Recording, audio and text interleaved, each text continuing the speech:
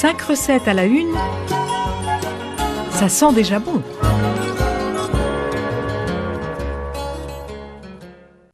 Bonjour à tous. Ce matin, une recette de galette. La galette aux pommes et amandes. L'association des deux est un délice, car les pommes sont caramélisées et flambées à l'alcool. N'hésitez plus. Et notez bien cette recette, accessible à tous et facile à réaliser. Il vous faudra 2 pâtes feuilletées, si possible des purs beurre, ce sera encore meilleur, un jaune d'œuf.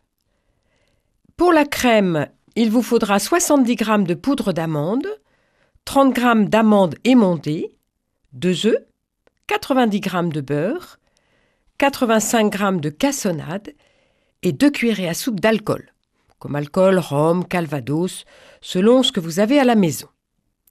Pour la garniture de pommes, prenez 3 grosses pommes, Royal Gala ou Pink Lady, 30 g de beurre, 2 cuillerées à soupe de sucre et encore 2 cuillerées à soupe d'alcool. Et enfin une gousse de vanille. Préparons d'abord la crème. Faites torréfier les amandes à la poêle, puis concassez-les grossièrement. Mélangez-les avec la poudre d'amande, le beurre, sucre, alcool et les 2 œufs. Pour les pommes, pelez les 3 pommes et coupez-les en tranches fines. Faites-les caraméliser à la poêle dans le beurre et le sucre, c'est bon, c'est appétissant.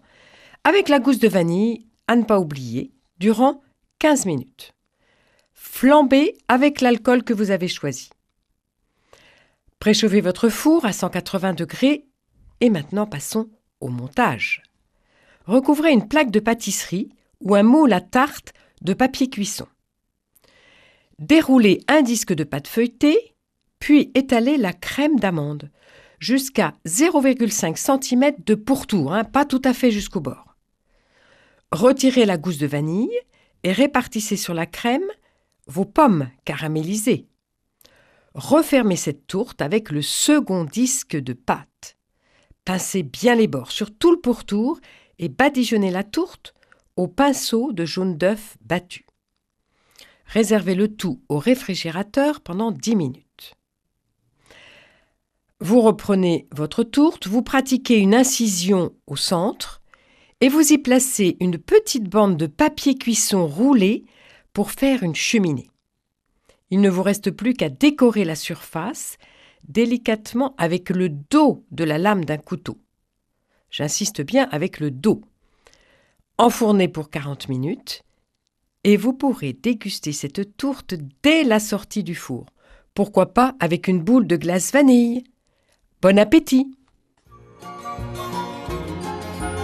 C'était 5 recettes à la une, à réécouter sur radiofidélité.com.